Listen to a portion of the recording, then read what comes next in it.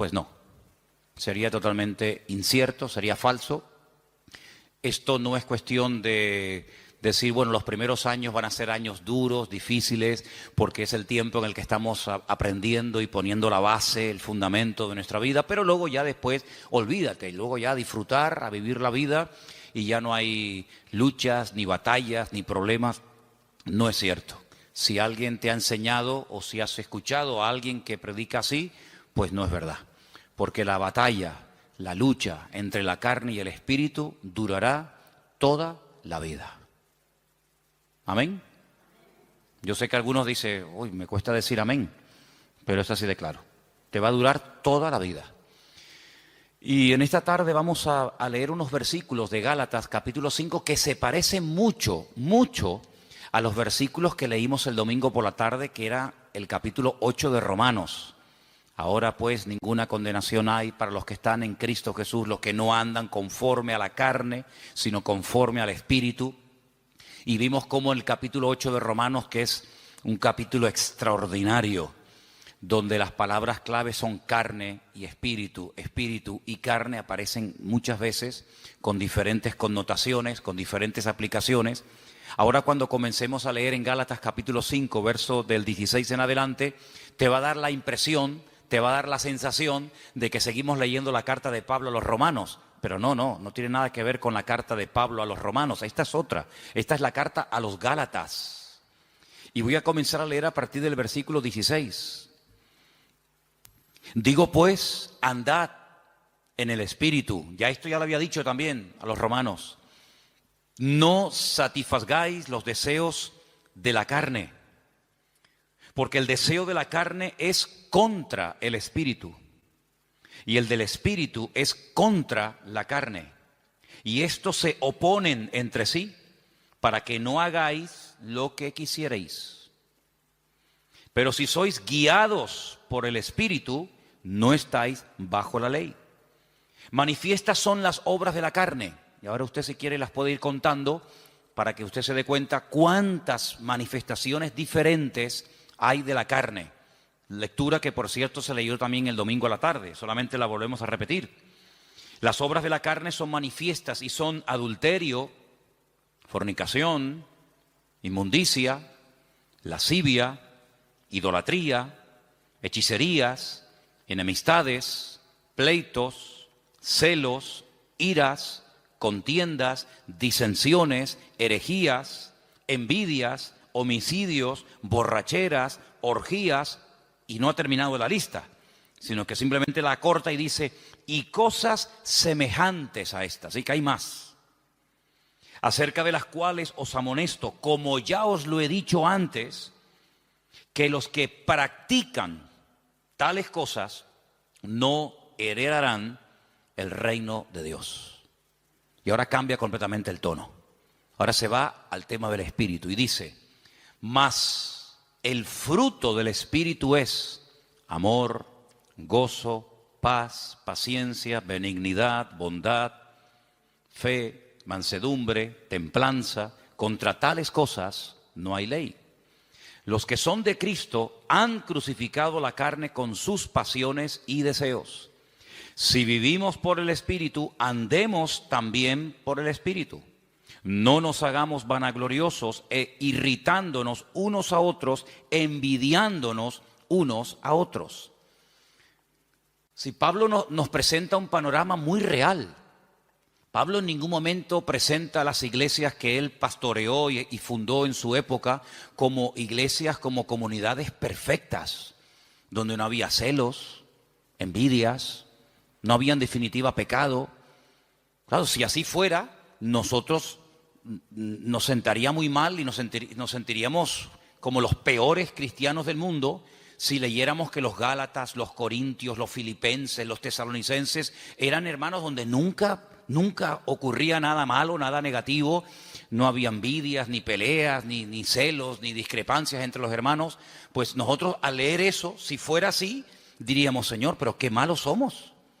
Somos unos pésimos cristianos, porque mira cómo vivían nuestros hermanos del siglo I, sin criticarse, sin tener envidia entre ellos, sin haber competiciones, celos, divisiones, ¿verdad? Sin embargo, el panorama es todo lo contrario. Es todo lo contrario. Mire, si fuéramos a la primera iglesia, a la iglesia primitiva, la iglesia madre, la iglesia de Jerusalén, una iglesia, pues imagínate tú, estaban allí todos los apóstoles, todos los discípulos del Señor, atendiendo, pastoreando la iglesia. De los 12 eran 11, porque uno, todos sabemos que se quitó la vida, Judas, pero el resto estaban allí. Ahí estaba Juan, estaba Tomás, estaba Pedro, estaba Santiago. Así que los mejores maestros, los mejores pastores, testigos presenciales de los milagros y de las enseñanzas del Señor. Algo increíble, una iglesia próspera. Dice la Biblia que no había necesitados entre ellos, no había necesitados. No había gente de clase alta, de clase baja, gente con un poder adquisitivo tremendo, gente que los pobrecitos no tenían ni para comer. Dice que entre ellos no había necesitados. ¿Y cómo solucionaban este problema? Porque en las iglesias hoy en día se ven muchas diferencias. Gente que está muy bien, gente que no está tan bien, gente que le sobra de todo, gente que le falta de todo. Pues ¿cómo es posible que en aquellos tiempos el Señor diga, y está escrito, y eso ha sido inspirado por el Espíritu, lo cual no es ninguna exageración ni mentira, que en la iglesia no había ningún necesitado? Bueno, pues muy fácil, muy fácil. Dice la Biblia que los que tenían mucho vendían, se desprendían de su patrimonio y lo repartían a los que no tenían. Sí, pero bueno, es que eso es lo que dice la Biblia, que los que tenían propiedades, no todos tenían propiedades, evidentemente, pero los que tenían propiedades, los que tenían un patrimonio muy grande, lo vendían y no se lo quedaban para ellos, sino que dice que lo repartían, lo ponían a los pies de los apóstoles y ellos sabían a qué familias y a qué hermanos y cómo y cuándo repartir, de tal manera que dice que no había. De puertas para afuera, en el mundo, en la calle, habría, imagínate tú, mendigos, necesitados, pero dice que en la iglesia no había necesitados entre ellos, sino que todos tenían todas las cosas en común. Entonces, claro, muchas veces la gente dice, pero hermano, las cosas que se leían en la Biblia, aquellos milagros, aquellos acontecimientos tremendos, hoy en día no se ven. Hombre, evidentemente, ¿cómo se van a ver? Si la vida de los cristianos no tiene absolutamente nada que ver, nuestras vidas, con eso de la propiedad privada y con eso de la privacidad, etcétera, etcétera, nuestras vidas no tienen nada que ver con la vida que aquella gente llevó, por lo menos durante un tiempo. Y uno dice, una iglesia tan bendecida, con tantas enseñanzas, con los apóstoles, con milagros, porque mira que había milagros allí, milagros que a veces ocurrían hasta sin pedirlos, sin querer. Pedro dice que un día iba al culto y cuando él iba caminando, claro, uno proyecta la sombra y dice que la sombra, ni siquiera imposición de manos, ni oración directa, sino su sombra, dice que cuando pasaba y caía por encima de los enfermos, eran sanados. La sombra de una persona, la sombra. Eso no lo hemos visto nosotros nunca, y no sé si alguna vez lo veremos, pero en aquellos tiempos era normal. Y cuenta la palabra que incluso había gente que vivían lejos, ya un poquito más adelante en los tiempos del apóstol Pablo, cuando ya era un apóstol, y dice que había personas que vivían lejos, incluso que tenían problemas con demonios terribles, y Pablo se quitaba una prenda de su ropa, un pañuelo, lo que fuera, y se lo mandaban a través de un familiar o de un vecino o de un amigo, y cuando se lo ponían encima aquella persona se sanaba, era liberado. Unas cosas increíbles, ¿no? Increíbles. Multitudes se convertían, un día 3.000, otro día 5.000, los cultos de oración eran diarios, dice que todos los días subían a la hora tercera, a las 3 de la tarde, la hora de más calor, pues no había siesta, sino la siesta era culto de oración todos los días. Iban a entrar a la iglesia y la gente pedía y oraban por ellos y ya entraba, imagínate tú, empezar el culto ya con sanidades y milagros y aún no había empezado el culto. Una iglesia increíble. ¿No te hubiera gustado formar parte, aunque sea un tiempito, de esa iglesia? ¿No te hubiera gustado escuchar? ¿Quién predica el jueves? Juan, el discípulo amado. ¡Wow! Y el domingo por la tarde, Pedro y Santiago. Y el próximo jueves, Tomás. Y el siguiente, una gloria increíble. Pero ¿cuál fue el primer problema de esa iglesia? ¿Cuál fue el primer problema? ¿Económico? No, porque no tenían problemas económicos. Porque ya ellos sabían cómo solucionar los problemas internos de la iglesia. Ellos sabían perfectamente, oye, no llega para tal. Pues no pasa nada, si no llega, yo tengo una casa, la vendo, pum, y con eso se paga no sé qué. Oye, que ahora no tenemos para no sé qué, no pasa nada, tengo un terreno. Ellos sabían perfectamente cómo solucionar los problemas económicos. Entonces, ¿cuál fue el problema de la iglesia? Si no fue económico, sino fue falta de crecimiento.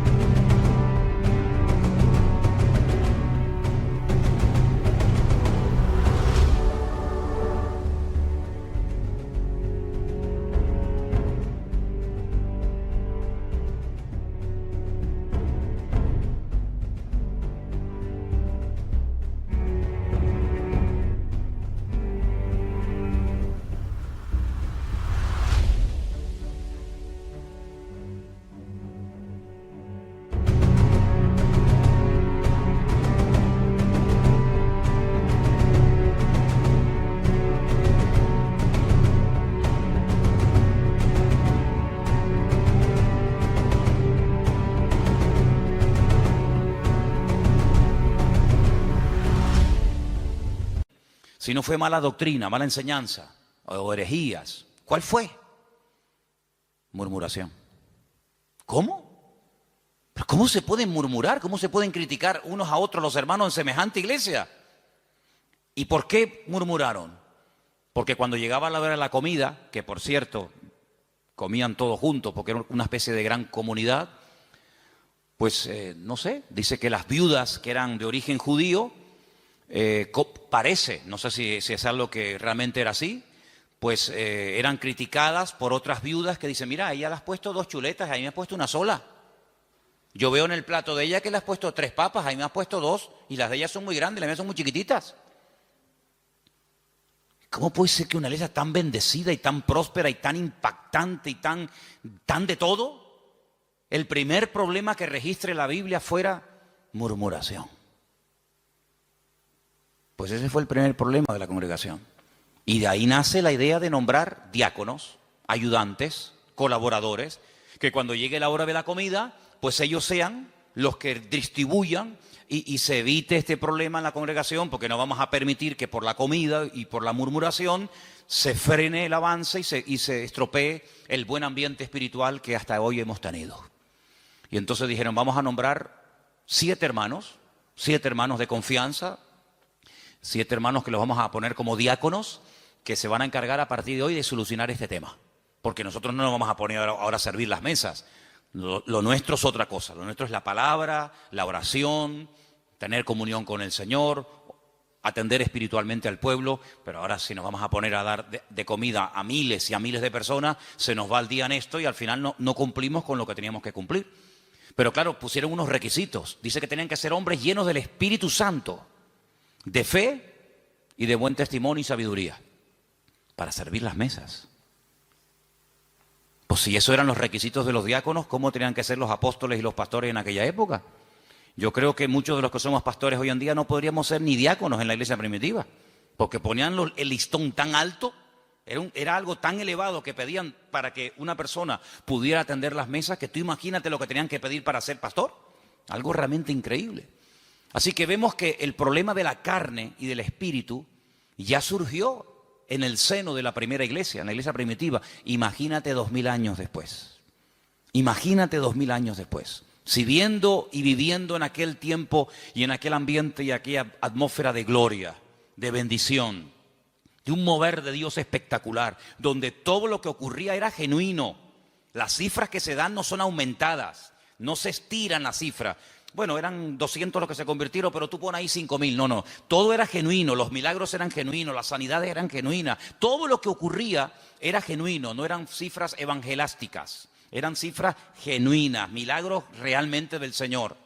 Si eso ya ocurría en aquella época, imagínate hoy en día cuando nuestro nivel de santidad, nuestro nivel de espiritualidad no tiene absolutamente nada que ver con el de nuestros hermanos de los primeros siglos de la era cristiana. Entonces vemos que el problema dentro de la iglesia fue la carnalidad. Ahora, oraba y le pedía al Señor, Señor, tiene que haber algún cuadro, tiene que haber algún pasaje en la Biblia para que este tema que estamos tratando últimamente de la carne y del espíritu, de vivir en victoria o vivir en derrota, nos resulte lo suficientemente gráfico como para captar lo que más o menos quiere decir la Biblia cuando habla de la lucha continua entre la carne y el espíritu. Y hay un pasaje extraordinario, hay un pasaje increíble y lo vamos a leer esta tarde y vais a ver cómo al entender ese pasaje vais a poder entender mucho más lo que me refiero cuando hablo de la carne y del espíritu. Vamos al primer libro de la Biblia, al primero, que se llama Génesis, capítulo 25. En Génesis capítulo 25 vamos a leer una historia muy conocida, pero de la cual vamos a extraer muchísimas lecciones para poder entender mejor la lucha entre la carne y el espíritu. Génesis capítulo 25, voy a leer a partir del versículo 19. ¿Lo tienen, hermanos? Muy bien. Dice así la palabra del Señor, presta atención, hermano. Estos son los descendientes de Isaac, hijo de Abraham. Abraham engendró a Isaac. Y era Isaac de 40 años cuando tomó por mujer a Rebeca, hija de Betuel, arameo de Padán Aram, hermana de Labán, arameo. ¿Cuántos datos en un solo versículo? La edad, el nombre del padre, el nombre del hermano, un montón de datos, todos muy importantes. Quédese con esta cifra, 40 años tenía cuando Isaac se casa. Y entonces dice en el versículo 21, y oró Isaac al Señor por su mujer, que era estéril, y lo aceptó el Señor y concibió Rebeca, su mujer. Y los hijos luchaban dentro de ella y dijo, si es así, ¿para qué vivo yo? Y se fue a consultar al Señor. Y el Señor le respondió y le dijo, 2 naciones hay en tu seno, y 2 pueblos serán divididos desde tus entrañas. El uno será más fuerte que el otro, y el mayor servirá al menor. Esa es la palabra que el Señor le da a esta mujer atormentada. Esta mujer que lo está pasando realmente mal, porque tiene una batalla, tiene una guerra dentro de su vientre. Entonces ella dice, Señor, si estar embarazada es esto, yo no quiero vivir, yo no quiero seguir adelante con este embarazo, quítame la vida. Y entonces ella se va y se refugia en el Señor y le dice, Señor, explícame qué es lo que aquí está pasando. Seguramente ella habrá hablado con otras mujeres, incluso a lo mejor, vete tú a saber, con alguna mujer que también estaba embarazada como ella en aquel tiempo. Y seguramente alguna le habrá dicho, oye, pues yo no sé, yo no te entiendo porque a mí no me está pasando nada de lo que tú estás diciendo. Entonces ella cuando se va a consultar con el Señor no es porque está un poquito mareada y tiene vómitos por la mañana temprano cuando se levanta y pierde el equilibrio y está cansada. No, ella está harta. Ella lo está pasando francamente mal. Pero va a consultar, va a buscar palabra de Dios. No va a quejarse, no va puerta por puerta, sino que ella va al único que le puede decir qué es lo que está pasando. Ella va al Señor y desahoga su alma delante del Señor y el Señor le habla y le da una palabra tremenda. Mira, no llevas 1, llevas 2. Y son 2 pueblos. Y están peleándose desde tu vientre. Y siempre será así. Y el mayor servirá al menor. Y entonces ya ella más o menos entiende qué es lo que está pasando. Seguimos. Versículo 24. Cuando se cumplieron los días para dar a luz, he aquí había gemelos en su vientre. Ya se lo había dicho el Señor, que había 2, no 1. Luego, aquí vemos que la primera parte de la palabra, no llevas 1, sino llevas 2, se está cumpliendo. Cuando ella vio salir 1 y vio salir al otro, ella seguramente habrá recordado lo que el Señor le había dicho. 2, llevas 2, no 1, 2. Luego, si la primera parte de la palabra se ha cumplido, prepárate porque la segunda también se va a cumplir. ¿Cuál es? Que se van a llevar como el perro y el gato. Que el mayor va a terminar sirviendo al menor. Que están divididos, enfrentados, peleados desde el vientre, ya están peleándose. Imagínate cuando sean grandes. Entonces dice en el versículo 25 que salió el primero, dice rubio, ahora hablaremos acerca de eso, y era todo velludo, como una pelliza, y llamaron su nombre Esaú. Fíjate que en el versículo 25 dice, y salió el primero. Ahora tendría que decir el siguiente versículo, y salió el segundo, ¿sí o no? Pues no dice eso. Cuando sale Esaú dice, salió el primero, pero cuando sale el otro hermano, dice el versículo 26, después, no dice el segundo, dice después. Salió su hermano, trabada su mano al calcañar de Esaú, y fue llamado su nombre Jacob. Y era Isaac de edad de 60 años cuando ella los dio a luz. Yo les dije que en el versículo 20 dice cuántos años tenía cuando se casó. 40. Y al final del versículo 26 dice cuántos años tenía cuando fueron padres. 60. Es decir, que durante 20 años intentaron ser padres y no pasaba nada. Dice la Biblia que ella era estéril.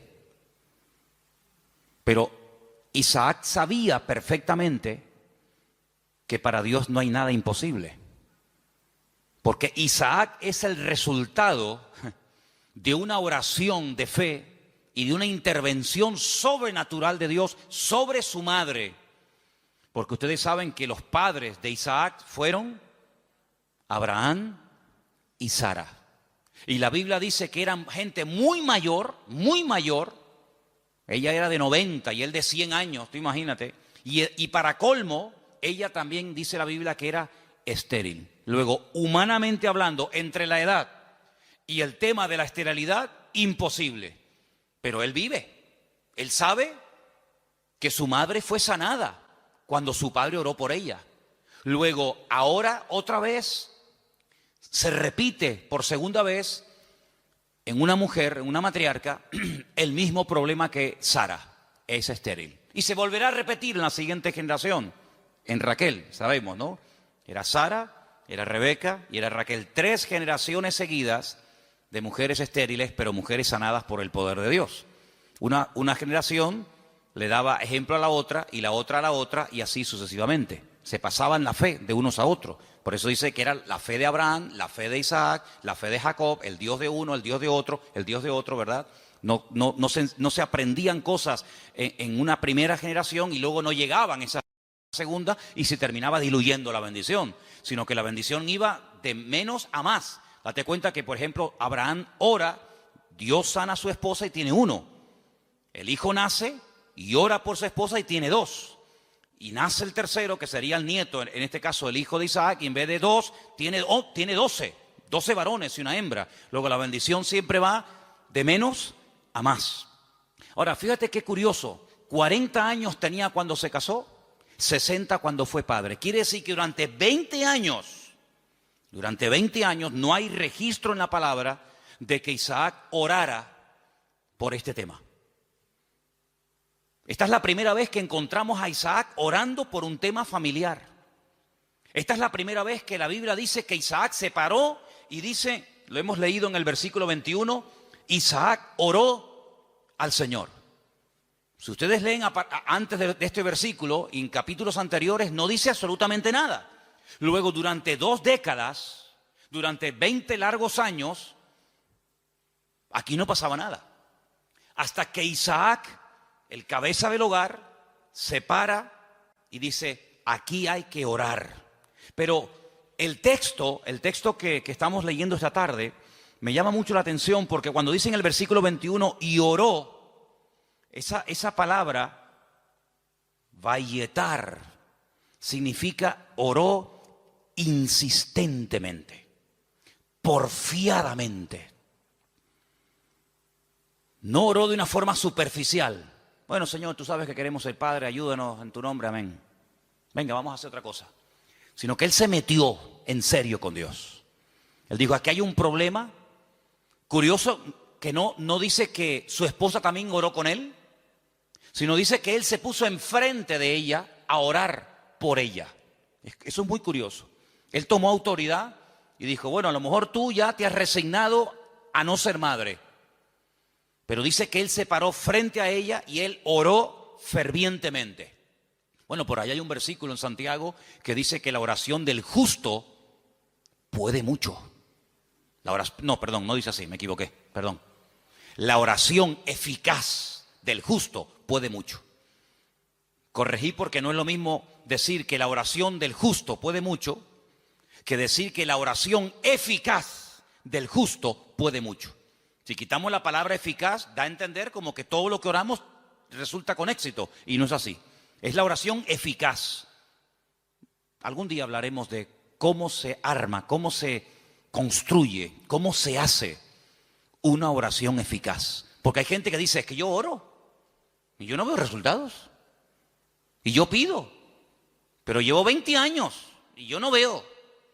Entonces la Biblia dice, es la oración eficaz. Porque hay oraciones que no son eficaces. Son oraciones, pero no son eficaces.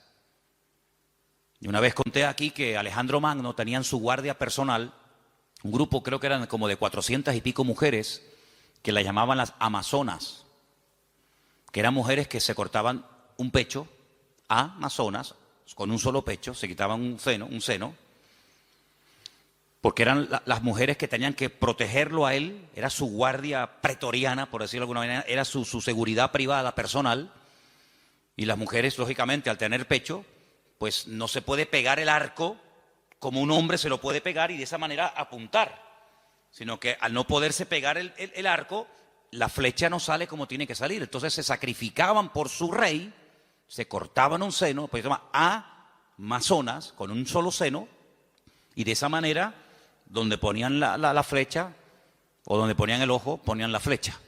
Entonces eran personas que se sacrificaban, se amputaban un miembro de su cuerpo con tal de cumplir con su cometido. Bueno, el Señor dijo una vez que si tu ojo te produce problemas, que te lo arranque. O si tu problema no está en los ojos, sino en las manos, pues arráncatela o córtatela. Porque mejor es entrar tuerto, ¿no? Se dice tuerto, ¿no? Mejor es entrar con una sola mano que no entrar. Entonces, si hay algún miembro de tu cuerpo que te está causando problemas, pues ya sabes lo que tienes que hacer.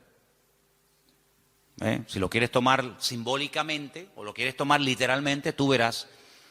Pero tú tienes la responsabilidad de cortar, de quitar de tu vida todo aquello que te está impidiendo obtener resultados.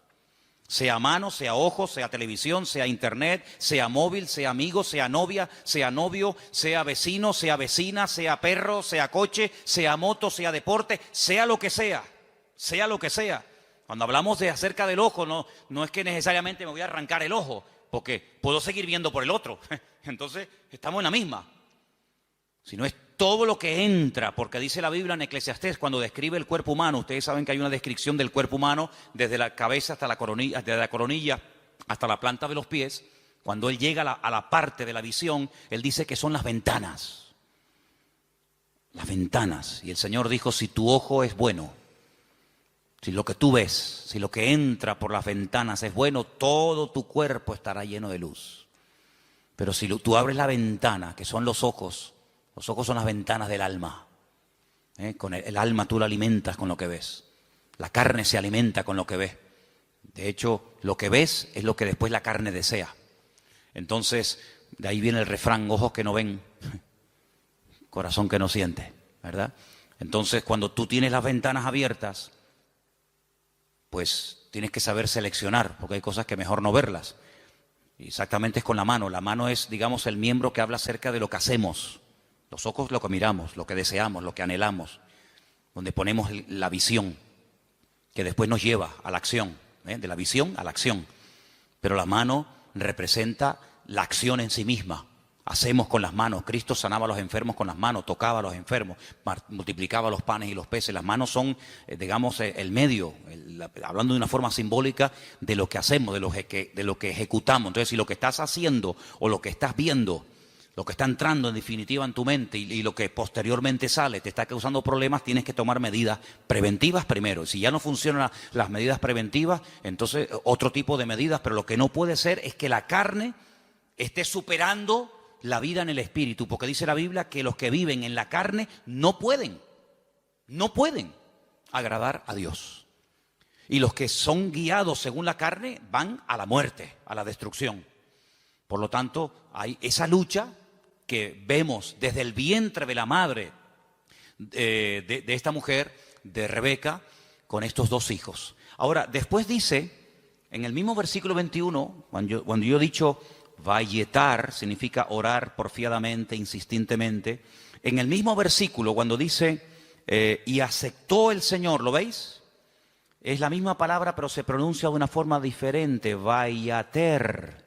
Vayater, vayatar, vayater. Se escribe igual, pero las vocales se ponen diferentes. ¿Y saben lo que significa eso? Aquí se ha traducido por aceptó el Señor. Aceptó el Señor.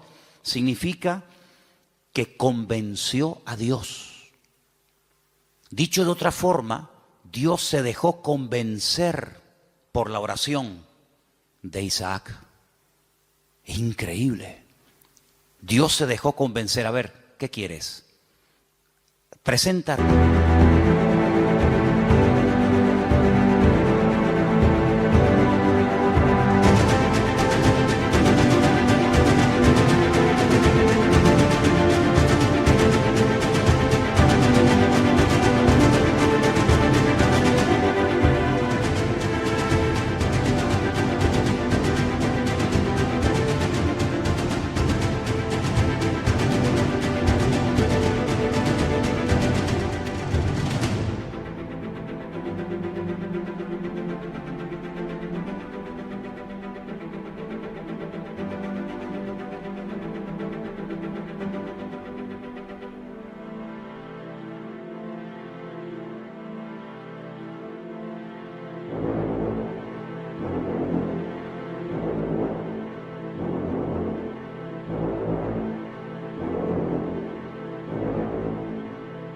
Argumentos. Preséntame argumentos. ¿Por qué quieres ser padre? No tenemos la oración de Isaac, solamente tenemos el hecho de que oró Isaac al Señor y el Señor dijo, está bien. Pero la oración que hizo Isaac al Señor, qué pena, no la tenemos. ¿Te hubiera gustado que estuviera ahí? Algún día cuando lleguemos a la gloria decir, oye Isaac, ¿puedo hablar contigo un segundito? ¿Me podrías decir más o menos lo que le pediste a Dios cuando querías ser padre? Sí, mira, le dije esto y esto y esto. Tienen que aprender hebreo, si no, no pueden hablar con él. No, son bromas. Pero tuvo que orar de una forma que dice que convenció a Dios. Dios dijo, me has convencido. Ya está, problema solucionado. Fíjate, si en vez de haber esperado de los 40 años que se casó, a los 60, yo pregunto, si hubiera orado a los 2 años de casarse, de esa manera como oró, ¿no hubiera el Señor respondido? Por supuesto. Si hubiera orado cuando tenía 25, cuando tenía 45, 50 años, los gemelos podían haber nacido antes. Pero no hay registro en la Biblia de que Isaac orara a esa edad, con esa intensidad y con ese fervor. Pero sí hay registro en la Biblia, a los 60 años, cuando él ora, el Señor se deja convencer. Los argumentos que presentó Isaac, pienso yo que un argumento podía haber sido este. Señor, tú le dijiste a mi padre que en ti serían benditas todas las naciones de la tierra y que tú le darías un heredero y que yo sería el hijo de la promesa. Pero Señor, cuando yo me muera, mi padre vio en mí el cumplimiento de la palabra. Yo soy el hijo de la promesa. Por eso me pusieron Isaac, Yishak, que significa ríanse, gócense, alégrense. Estaba todo cerrado, estaba todo opuesto. La esterilidad de la madre, la vejez del padre, imposible. Pero ríanse, Yishak. Yo soy el hijo de la promesa. Pero ¿y cuando yo me muera? Se acabó la risa, se acabó la alegría. Cuando yo y mi mujer nos muramos, ya no hay continuidad. La bendición nació y murió con nosotros. ¿Cómo puede ser esto? Señor, dame hijos para que siga la bendición. Y ahí presenta argumentos. Y ahí, en el buen sentido de la palabra, Isaac dialoga, discute, pelea con Dios en oración. Y dice, vayater, Dios se dejó convencer. Estoy de acuerdo, Isaac, perfecto. Tu mujer a partir de ahora quedará embarazada. Qué tremendo, ¿eh? Qué tremendo. Si nos tomáramos más en serio, no solo la oración, sino cómo oramos, qué diferente sería nuestra vida, ¿sí o no? A veces no tenemos suficiente fe. Yo sé que la fe la tenemos que poner en el Señor, eso lo tengo más claro que el agua. Pero el Señor nos ha dado un medio poderosísimo, que es la oración. Si lo usáramos más, si oráramos más fervientemente, y esto no tiene nada que ver con el carácter de uno, porque Santiago, cuando dice que la oración eficaz del justo puede mucho, pone un ejemplo. Uno dice, bueno, oración eficaz de un justo, a ver, ¿quién podría ser? ¿Quién? No hace falta que te rompas la cabeza. Santiago dice, Elías. Elías era un hombre, dice, sujeto a pasiones semejantes a las nuestras. Cuando se enfadaba Elías, hermano, sal corriendo, Sal corriendo, que cuando éste se enfada, ora a Dios, te cae una llama de fuego encima y te fulmina, Estaban un día en lo alto de una montaña y el rey dice, llámenme al profeta. Y llega un capitán con sus soldados y le dice, varón de Dios. Así como no le gustó mucho el tonito, ¿no? No le gustó mucho la forma tal vez como se lo dijo. Y Elías se le queda mirando y le dice, varón de Dios, ¿no? Así como con rintintín. Si yo soy varón de Dios, que quede bien claro y que caiga fuego del cielo y lo hace. Los calcinó a los 50. Hicieron un asado ese día ahí en medio del campo. Al día siguiente el rey dice, bueno, esto habrá sido, no sé, una casualidad. Venga, vayan a buscarme a ese hombre. Varón de Dios, venga, date prisa. Sí, si yo soy varón de Dios, que quede bien claro. Ya van 100. Un olor a carne en la atmósfera había terrible, ¿no? Tercer grupo, vayan a buscarme a ese hombre. Cuando llega el tercero se tira a tierra y dice, gran varón de Dios, ten misericordia de mí, por favor, no me quemes. Te pido, te suplico. Así me gusta. Ahí se baja Elías. Así era Elías, amigo. Así era Elías. Alguien dijo en cierta ocasión que si el Señor no se lleva en un carro de fuego a Elías, le prende fuego a todo el país. Porque para él todos estaban mal. Claro, para él todos estaban mal. En un día, mató a 100 soldados. Días más tarde, a 450 profetas de Baal les cortó el cuello en el monte Carmelo. ¿Pero este quién es? Y después hablan los americanos de Rambo. Esto es increíble, esto es tremendo este hombre. El Señor se lo tuvo que llevar con él. Pero mira, era un hombre que se desanimaba, ¿sí o no? Señor, quítame la vida, estoy harto, me siento solo, este no es mi sitio, no sé qué, orando tonterías. Una mujer le dice, mañana como no ponga tu cabeza en un plato, como tú pusiste en un plato la cabeza de mis profetas, y sale corriendo por miedo a la mujer. Claro, si Elías era tremendo, ¿cómo tenía que ser esta mujer? Porque para salir corriendo desde allí hasta donde fue corriendo. Pero dice que era un hombre sujeto a pasiones semejantes a las nuestras. Se enfadaba, se desanimaba, se deprimía, oraba tonterías. Pero cuando oraba, amigo, cuando ese hombre entraba en guerra y en comunión con Dios, no había infierno que lo pudiera detener. ¿Te das cuenta? Entonces aquí encontramos un ejemplo de cómo este hombre ora. La mujer no dice que orara. Bueno, pero que tienes que orar eres tú, que para eso eres el hombre, para eso eres la cabeza. Y tú tienes que traer la bendición a tu casa. Y la bendición viene cuando tú buscas de Dios, cuando tú oras sinceramente. Mira, el peor defecto que puede tener un hombre no es que no predique. Hermana, si su marido nunca va a ser un predicador, no se enfade con él. No todos han sido llamados a predicar. Ese no es el mayor problema de un hombre. El mayor problema de un hombre es que no sabe cantar. No, hermano, hay hermanos que el Señor los bendiga. Por ahí no van los tiros. Es que a mí me gustaría tener un hombre que cante, sí, pero mire, le tocó, no hay más, hermana. El problema de un hombre no es que no canta o no predica. ¿Tú sabes cuál es la peor desgracia que puede tener un hombre? Que no sepa orar. Ese es el problema más grande que puede tener una mujer, es que su marido no ora, que no sepa orar. Porque este hombre, cuando oró fervientemente y oró porfiadamente, insistentemente, automáticamente en la casa todo cambió, todo cambió. Ahora, la oración trajo problemas, porque por la oración de Isaac, dice la Biblia, que su mujer lo estaba pasando mal.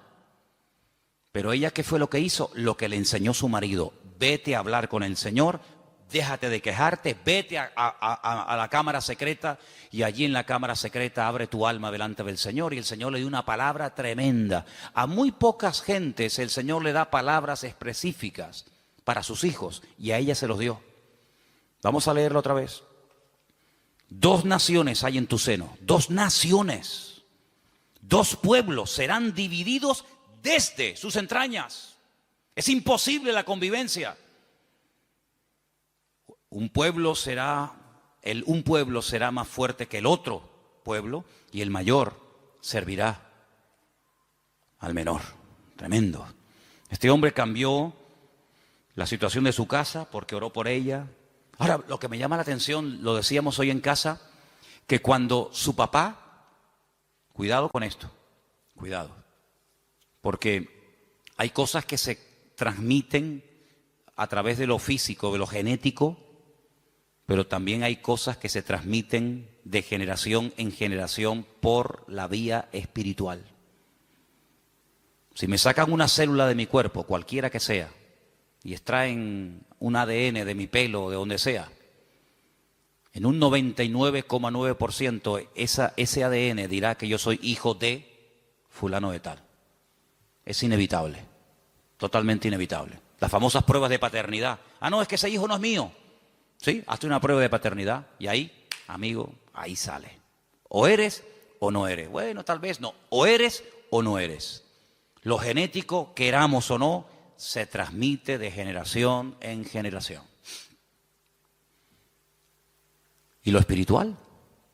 Porque dice la Biblia que somos espíritu, alma y cuerpo. Luego transmitimos la genética, y como lo natural es un reflejo de lo espiritual, lo he dicho ya 1.000.000 de veces, pues si transmitimos lo genético, si transmitimos lo físico, lo espiritual, no te quepa la menor duda. Por ahí podríamos un día hablar largo y tendido sobre este tema. Dice la palabra de Dios que tal la madre, tal la hija. ¿Sí o no? Eso dice la Biblia. Tal la madre, tal la hija. No dice tal el padre, tal el hijo. Eso no lo dice. Pero la Biblia se dice tal la madre, tal la hija. Así que mamá, ten cuidado que le estás transmitiendo a tus hijos. Porque la madre transmite mucho más a los hijos de lo que te puedas imaginar. Mucho más a veces que un padre. ¿Qué te parece? La responsabilidad es tremenda. Así que si hay aspectos negativos espiritualmente hablando de tu madre o de tus antepasados, métete en la habitación con el Señor y que Dios corte todo eso lo antes posible. Para que no seas tú una víctima de cosas del pasado. Aunque un día hablaremos más detenidamente sobre todo esto. Pero lo que quiero decir con todo esto es que él no tomó una sierva. Él podía haber dicho, bueno, ¿qué hizo mi padre cuando oró y no venía yo, vaya, no nacía yo? ¿Qué hizo mi padre? Tomó una sierva. Era la costumbre de la época. La costumbre, no lo bíblico, no lo correcto. Por dejarse llevar por la costumbre, resulta que hasta el día de hoy estamos pagando las consecuencias de aquello. Porque no fue una palabra dada por el Señor como ahora el Señor le está diciendo a Rebeca lo que le está pasando, sino que fue una costumbre. Cuando la señora de la casa no podía tener hijos, o bien porque fuera estéril, o bien porque fuera demasiado mayor, la costumbre era una criada, la criada de la señora, la criada de confianza de la casa, pues podían tener relaciones sexuales, el amo con ella, y ese hijo que naciera se consideraba hijo legítimo del matrimonio. De hecho, había prácticas que a la hora de parir se ponía una debajo y otra arriba, y las dos hacían como que estaban pariendo, y no, era toda una historia, ¿no? Isaac podía haber dicho, bueno, pues yo voy a hacer lo mismo. Él no hizo eso, porque él aprendió que imitar lo que otros hacen para obtener resultados no es lo correcto. No hay que imitar lo que hacen otros, y mucho menos tomar costumbres y aplicarlas como si fueran principios bíblicos. Tú no tienes que imitar a nadie. Es que mi padre lo hizo, pero eso no significa que tú lo vas a hacer. Mira, hay un momento en la vida de Isaac en el que él tiene la tentación de hacer lo mismo que hizo su padre. No con la criada, ya eso lo dejamos bien claro, porque Isaac prefirió esperar en Dios 20 años que precipitarse y adelantarse, como hizo su padre con Agar, y fue un desastre. Que al final saben que tuvo que expulsarla, al hijo, etcétera, etcétera. Pero hay un momento en el que él quiere bajar a Egipto, porque su papá bajó a Egipto. Y entonces el Señor lo para y le dice, no, tú no bajas a Egipto. Entonces no tengas la tendencia de imitar, de copiar, de hacer lo que otros hacen, porque en ese caso le resultó favorable o tuvo algún éxito o tuvo alguna bendición. Dios no es un Dios de métodos, es un Dios de principios. ¿Cuántos dicen amén? Usted no tiene que imitar, no es que, es como por ejemplo, usted sabe que cuando hay una persona enferma, siempre hay alguien que se te acerca a decirte lo que tienes que tomar. Cuando hace poco tenía la garganta mal, me afectó un poco la garganta, si yo me hubiera tomado todo lo que me dijeron, me hubieran envenenado. Me hubieran envenenado. No, tienes que tomarte tomillo con un poco de orégano y con una cuchara y una yema de huevo. Al rato venía otro. No, lo que tú tienes que hacer es tomarte gárgaras de limón con miel por la mañana. Venía otra. No, lo tienes que hacer de una infusión de jengibre. Si yo llego a mezclar todo eso, estaría muerto. Porque todos tenemos siempre la tendencia de decir a los demás lo que tienen que hacer. Y aquí vemos algo muy importante. Isaac dijo, mi padre hizo mal. Pero yo no voy a imitar a mi padre. Yo voy a orar al Señor, y aunque seguramente Isaac tenía muchas criadas y muchas siervas, yo no voy a hacer eso. Y eso se lo transmitió a su mujer, de tal manera que ella, cuando está mal, lo que hace es lo que su marido le ha enseñado. Vete a orar y el Señor te dirá lo que tienes que hacer. ¿Cuántos dicen amén? Tremendo, este pasaje me gusta muchísimo. Así que no toma el ejemplo de su padre, pero ahora vamos al versículo donde dice que los hijos luchaban dentro de ella. Dentro de ella. Hay otra versión que dice, se agitaban. Hay una palabra un poquito extraña en hebreo que es vayitrosasú, algo así, que viene de la raíz ratz, que significa correr, destrozar, aplastar. Se estaban matando los hermanos en el vientre de la madre. No es que decía, échate un poquito para allá, como por las noches, ¿no? Cuando estamos durmiendo, sobre todo cuando hay calor, ¿no? Los matrimonios, cuando hay calor, que dice, échate para allá. Cuando hace frío, dice, échate para acá. No es que quedamos, para allá o para acá. Bueno, depende de la estación. Échate para allá. Échate para acá. No es que estaban ahí incómodos, ¿no? ¿Verdad? Sino que se estaban matando. Querían salir los dos antes de tiempo. Se estaban aplastando, se estaban dando una cuerada entre ellos tremenda. Ahora, tú imagínate tener dos, si ya uno es complicado, imagínate tener dos que se están matando y peleando el uno al otro. Bueno, el otro día me contaron algo, yo no sé si será verdad o no, pero dice que una madre embarazada denunció a su hijo antes de nacer, porque le estaba dando un mal embarazo. Lo denunció. Y dice que un juez aceptó la denuncia y que cuando salga niño, no sé, lo llevarán a comisaría o le pondrán a la esposa, yo no sé. Denunció al hijo porque le estaba causando problemas al embarazo. Oye, hay que estar de verdad. Después dicen que nosotros estamos locos, pero el mundo está, bendito sea Dios. Denunció al bebé que aún no ha nacido. Imagínate tú, su propia madre. Pórtate bien, que te portes bien, que no te muevas. Imagínate dos peleándose ahí, matándose y pellizcándose y pegándose puñetazos. Es que hay dos dentro. Y uno es completamente diferente al otro. Y ahí es el cuadro que yo estoy utilizando esta tarde para reflejarles la realidad de la batalla que hay entre la carne y el espíritu. Uno tendría que sentirse tan mal como se sintió Rebeca cuando hay esa batalla interior dentro de nosotros entre la carne y el espíritu, que no nos queda más remedio que ir a hablar con Dios y desahogarnos con el Señor. Ella no dijo, bueno, esto es normal, sino cuando en nosotros hay esa guerra, como decía Pablo, Romanos capítulo 7, léanlo, es un capítulo tremendo. Pablo abre su corazón, Pablo se quita la careta y dice, hermanos, lo que quiero hacer no lo estoy haciendo. A veces hago cosas que no quiero hacer, Miserable de mí, ¿quién me librará de este cuerpo de muerte? Lo que quiero hacer no lo hago, hago lo que no quiero y hay una ley dentro de mí. No le eche la culpa a fulano, a mengano. Hay una ley, hay algo dentro de mí. Es esa ley que la carne se rebela contra el espíritu contra la carne, igual que Jacob y Saúl, que se mataban y se pegaban el uno al otro. ¿Y qué hizo Rebeca? Se fue a hablar con el Señor. Eso es lo que deberíamos de hacer cuando nos sentimos mal, cuando queremos orar, pero no quiero orar. Cuando quiero leer la Biblia, pero no me da la gana de leer la Biblia. Y cuando quiero que Dios me bendiga, pero ya no quiero saber nada de Dios, me tiene cansado. Y cuando quiero ir, pero ya no quiero ir. Cuando hay esa lucha, no te resignes y digas, bueno, seré que soy raro, seré que soy un bicho extraño. No. Lo que tenemos que hacer es lo mismo que hizo Rebeca. Señor, ¿qué pasa? ¿Qué me está pasando, Señor? Háblame, ayúdame. Porque si no me ayuda, quítame la vida. Porque esto no es vida ni es nada. No lo dijo, pero casi probablemente estuvo tentada a decir, es que yo estaba mejor antes que ahora. Yo estaba mejor antes cuando era una mujer estéril, sin hijos, que ahora que tenía que estar saltando de alegría por estar embarazada. Pues antes yo vivía y me sentía mejor que ahora. Ahora que me has bendecido, esta bendición me está trayendo unos problemas terribles.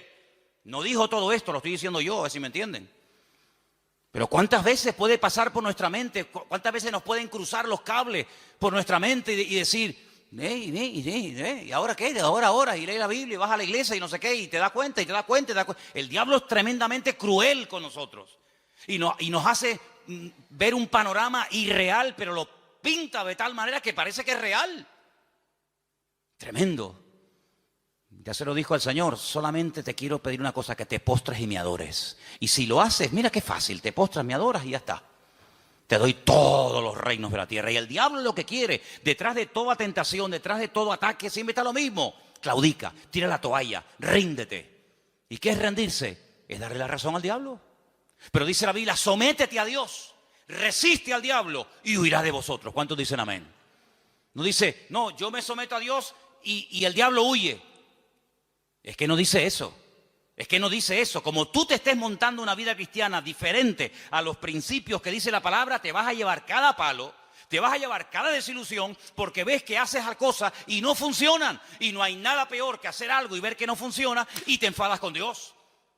Someteos a Dios, someterse a Dios. ¿Qué es someterse a Dios? Habrá que explicar a estas alturas lo que es someterse a Dios. Hermano, rendirse a Dios, sin condiciones. Es que yo siento, es que yo creo, es que a mí me parece, es que yo haría. Someterse, rendirse. Tú has perdido la guerra, el que manda soy yo. No me digas a mí dónde tienes que vivir, cómo tengo que vestirte, cómo tengo que tratar, porque tú te has rendido. El que he ganado soy yo, y el que gana la guerra le dice al vencido cómo tienen que hacerse las cosas. No me vengas a poner condiciones. Someterse a Dios, rendirse a Dios. Ya no vivo yo.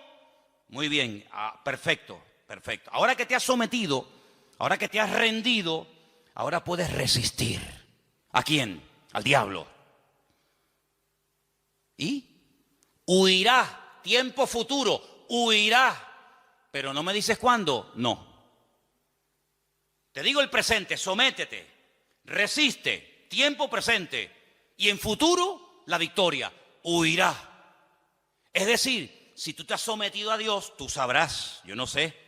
Si tú te estás sometiendo a Dios diariamente, porque no es que me sometí el domingo pasado y durante toda la semana hago lo que me da la gana. No, me someto el lunes, me someto el martes, me someto el miércoles, me someto cada día, cada instante de mi vida. Si yo me estoy sometiendo, yo tengo que resistir el lunes, el martes, el miércoles. Y si no se ha solucionado el problema, si no ha huido el enemigo, si no se ve un rayo de luz en el horizonte, ¿qué hago? Pues quiere decir que tienes que seguir sometiéndote a Dios y resistiendo, sometiéndote y resistiendo. ¿Hasta cuándo? Hasta que huya. Ese es el objetivo, hacer huir al enemigo, ¿sí o no? Cuando tú te montas en un avión, imagínate que te vas de aquí a Madrid y por el camino dice, señorita, una preguntita por favor. ¿Estas turbulencias es normal? Sí, es normal. ¿No me podría dejar usted a mí por el camino, por favor? ¿Cómo? ¿Cuánto tarda esto? 2 horas y media. ¿2 horas y media? No, yo no. No, dígale al chofer que en la próxima parada me bajo. Menos mal que no hay timbre en los aviones. Si hubiera timbre, ¿cuántas veces le darían la paliza al pobre piloto para, aquí me quedo. No, tú tienes que llegar hasta el final, porque tú saliste de un sitio para llegar a otro. Y en la vida cristiana no hay paradas intermedias. Saliste y no volváis atrás, dice la Biblia. El Señor le dijo al pueblo de Israel, no hagan otra vez nunca este camino de vuelta. Yo los he sacado de allí para llevarlos a la tierra de prometida, la tierra que fluye leche y miel. No se les ocurra nunca más, ni a ustedes, ni a vuestros descendientes, hacer el camino de vuelta a Egipto, porque no hay marcha atrás. Y en la vida cristiana dice que el que pone la mano en el arado no puede mirar atrás, porque si pongo la mirada atrás, el surco no sale derecho, sale todo torcido, y eso es un desastre, es un desastre. Por lo tanto, vemos en este pasaje que se oró, se obtuvo resultados, pero lo que queremos hablar con todo esto es de la diferencia de Esaú y de Jacob, para después darnos cuenta de lo que es la carne y de lo que es el espíritu. Serían divididos, separados, enfrentados desde el vientre de su madre. Es decir, convivencia cero, imposible. Cuando hace años, ¿se acuerdan los que estaban? Algunos todavía no saben esto, pero cuando estábamos en el puerto de Veracruz y en una de las casas que hay allí, ¿se acuerdan ustedes que vinieron aquellos santeros? Eran cubanos, total, ¿qué más da? Pero eran cubanos. Hubieran sido japoneses, pues digo, santeros japoneses, aunque nunca me imagino un santero japonés, pero bueno. Vinieron aquellos santeros japoneses y lo primero que me dijeron el primer día, dice, venimos a por ti, por tu casa, por tu iglesia, por tu ministerio, vamos a destruirte. Ya. Yo miré así para que no hubiera ningún hermano y me escuchara. Porque algunos cuando a lo mejor vieron a Cristo volcar las mesas y se sacó el cinturón, dijeron, ¡ah! El Señor se enfadó. Sí, se enfadó, porque hay momentos para enfadarse. Entonces el Señor volcó las mesas y lo volcó correctamente. No se equivocó. ¿Ustedes creen que se equivocó el Señor? Lo hizo todo perfecto. Pues yo le dije a aquello, digo, ay amigo, ustedes no saben dónde han caído. Y una serie de cosas más. Entramos en guerra. Claro, entramos en guerra. Mataron palomas. Me iba por las mañanas allí, tenían todo el patio lleno de huevos, de plumas, de sangre, un pavo degollado, velas negras, cocos, no sé qué. Y yo digo, tú sigue haciendo lo que quieras. Sí, haz lo que quieras. Como si quieres matar una piara de cochinos aquí en el patio, me da exactamente igual. Y el Señor me dio una palabra orando una noche en el muro allí en Jerusalén. Y me dijo, de aquí a poco se irán y no los verás nunca más. Mirarás y el malo ya no estará. Y nunca más lo verás. ¿Qué te parece? Entramos en guerra, se fueron, no como vinieron. Cuando alguien viene a hacerte daño no se va igual que como vino. No. En el mundo espiritual no. En el mundo puede ser. Pero en el mundo espiritual, cuando alguien viene a hacerte daño no se va igual que cuando vino. Se va peor. Se va dividido. Dice, por un camino viene y por 7 se marchan. Sí, la reacción a nuestro favor siempre es en contra del enemigo, evidentemente. Y llegó un día en el que yo dije, ya está, se acabó. Uno de ellos me llamó. Me llamó aparte y me dice, ¿puedo hablar con usted? Ya cuando a mí me hablan de usted, yo digo, qué curioso. Ya me habló de usted. Y me dice, ¿por qué no llegamos a una convivencia? Así me dijo, esa fue su palabra. ¿Por qué no llegamos a una convivencia? Y le dije, jamás en mi vida, por encima de mi cabeza, yo jamás conviviré con ustedes. Hijos del diablo, les dije. Que vienen aquí ustedes a hacer daño. Convivencia en absoluto. La única convivencia que hay es que ustedes quemen toda esa basura, lleguen adentro a la iglesia, se conviertan y le pidan perdón a Dios por lo que están haciendo. Se fue, imagínate tú, como un saltaperico. ¿Qué te parece, amigo? Convivencia, principio del fin. ¿Ya quieren convivir? Pues ya saben que no pueden, vamos a convivir. No habrá nunca convivencia entre Esaú y Jacob, jamás. Es más, la debilidad y la derrota de uno fortalece y le da la victoria al otro. No pueden estar los dos como cabeza. Cuando uno está como cabeza, el otro tiene que estar como cola. Y cuando el otro está como cola, el otro está como cabeza. Es algo antagónico, no pueden estar los dos en la cúspide de la pirámide. O uno está arriba o el otro está abajo. De hecho, cuando uno está arriba es porque se ha fortalecido con la debilidad del otro. Y cuando el otro está abajo es porque su fortaleza la ha perdido y la ha tomado el otro que le ha vencido. Eso es así en el mundo espiritual. No puede haber convivencia entre la luz y las tinieblas. Donde hay luz, no hay tinieblas. Y donde hay tinieblas es porque hay ausencia de luz. Pablo utiliza todo esto y dice, hermanos, qué común unión puede haber entre Satanás y Cristo. ¿Qué común unión puede haber entre la luz y las tinieblas, entre un inconverso y un creyente? Ninguna. Por eso dice, no se unan. El mundo quiere unirse, claro. Para el enemigo eres atractivo, para el enemigo eres un trofeo de guerra. Pero le dice el Señor al creyente, no al inconverso. Al creyente dice, no te unas. Él querrá unirse contigo. Hay gente del mundo que se enamoran de chicas cristianas. Hay chicos de la calle que se enamoran de chicas y los del mundo claro, porque tienen un atractivo, tienen una gracia de Dios. Pero tú enamorarte de uno del mundo, ¿estás loco o qué? Es convertirte en tinieblas siendo luz, amigo. Es increíble. No hay ningún tipo de convivencia y por eso lo que el Señor le está diciendo a esta mujer, a Rebeca, es que no habrá convivencia ni dentro ni fuera, ni cuando son chicos ni cuando son grandes. Y cuando los dos nacieron, dice la Biblia que uno era de una manera y otro era de otra. Es decir, natural reflejaba lo distinto que eran el uno del otro. Y eso es lo que tenemos que tener en cuenta para darnos cuenta de que vivir en la carne es totalmente opuesto a vivir en el espíritu. Y no he terminado, mira todos los apuntes que tengo aquí apuntes para una semana, pero quiero terminar diciendo algo, escúcheme bien. Si alguien se pregunta, ¿y puedo vivir un poquito en la carne y un poco en el espíritu? Por ejemplo, sábado hay culto de jóvenes, ¿no? ¿Sí o no?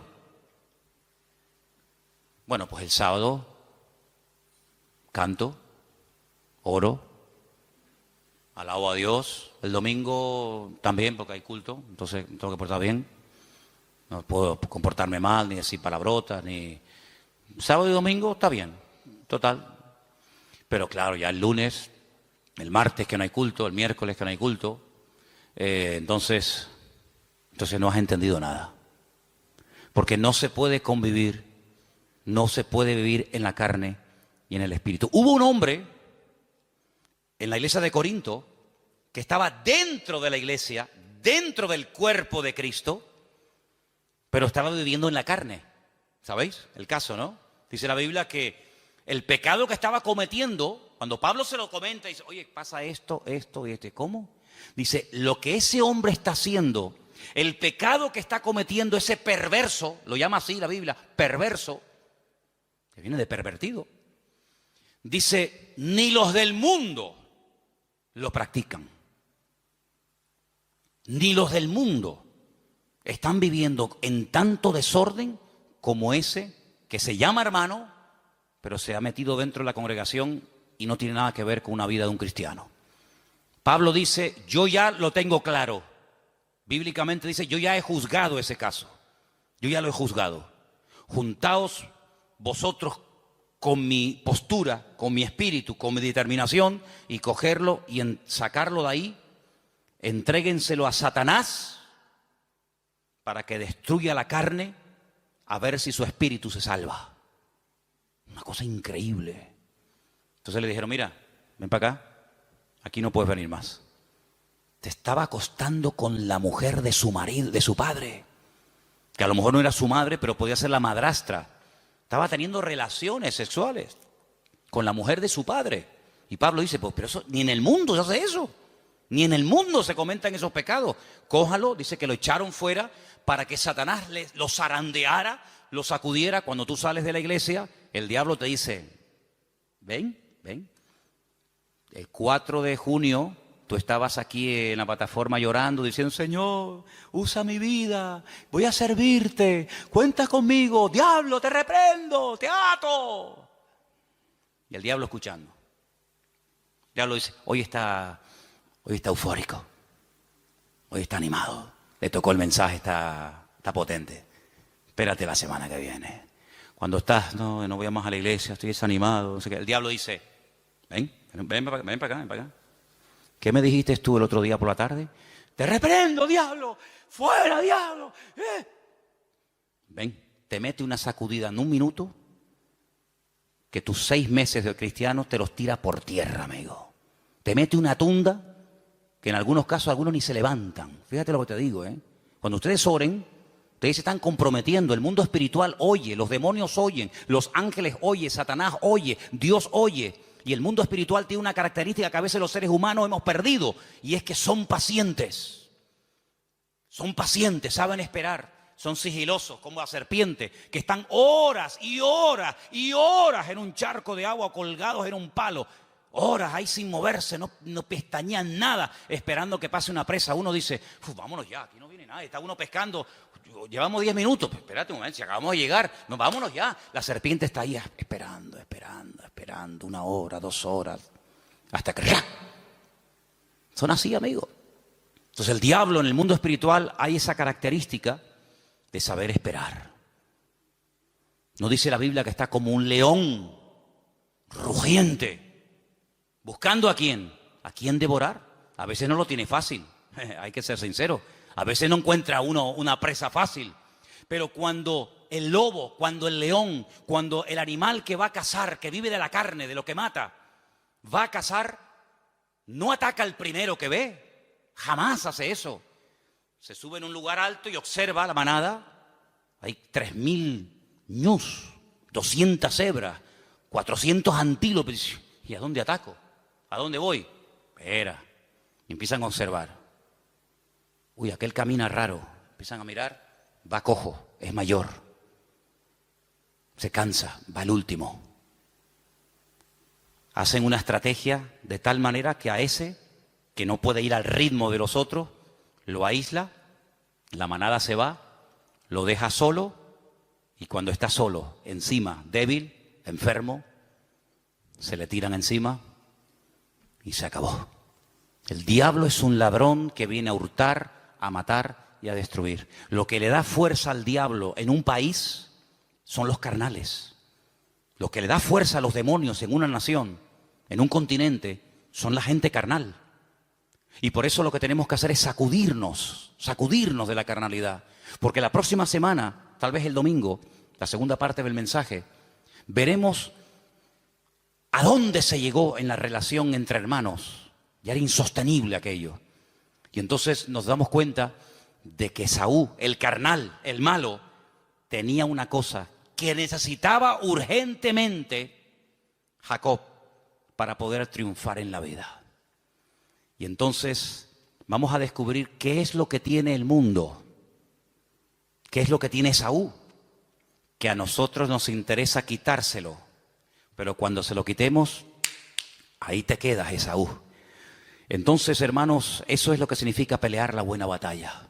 Se dan cuenta que hay tanto material, se dan cuenta que hay tanto tema, pero lo importante es que le digas al Señor otra vez. Sé que el domingo te pedí que lo dijeras, pero otra vez te pido que hoy lo hagas. Señor, no quiero vivir en la carne. Cierra tus ojos ahí donde estás. Quiero vivir sometido al Espíritu. No quiero el espíritu de Esaú.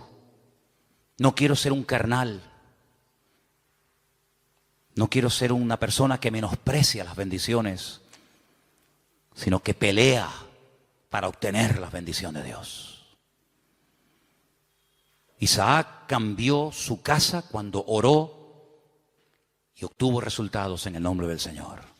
Y hay cosas que tú tienes que tomar autoridad y pelearlas y orar en el nombre del Señor, con la autoridad del Señor y su palabra, porque el Señor te ha llamado a ti a vivir en victoria. Y en esta noche yo quiero que tú le digas: Señor, quiero vivir en el Espíritu, ayúdame a vivir en el Espíritu, renunciando a la carne, renunciando a vicios, renunciando a viejos recuerdos, a costumbres, renunciando a todo lo que no trae gloria a Dios. Y en esta tarde me someto al señorío de Cristo. En esta tarde me someto a la palabra, al trato de Dios en mi vida. En esta tarde, Señor, me someto al Señor para que pueda resistir al enemigo y obtener victoria. Gracias, Padre, porque tú eres poderoso en mí. Gracias, Padre, porque mayor es el que está conmigo que el que viene contra mí. No hay nada ni nadie que pueda destruir a un hijo de Dios. Hagan lo que hagan y digan lo que digan. De hecho, lo han hecho y es una pérdida de tiempo. Es al contrario, cada vez la bendición viene al que está siendo atacado, al que está siendo perseguido, porque la unción trae persecución. Y cuando hacemos la voluntad de Dios, el Señor siempre bendice. El resultado, el botón de muestra, es lo que Dios está haciendo en las vidas.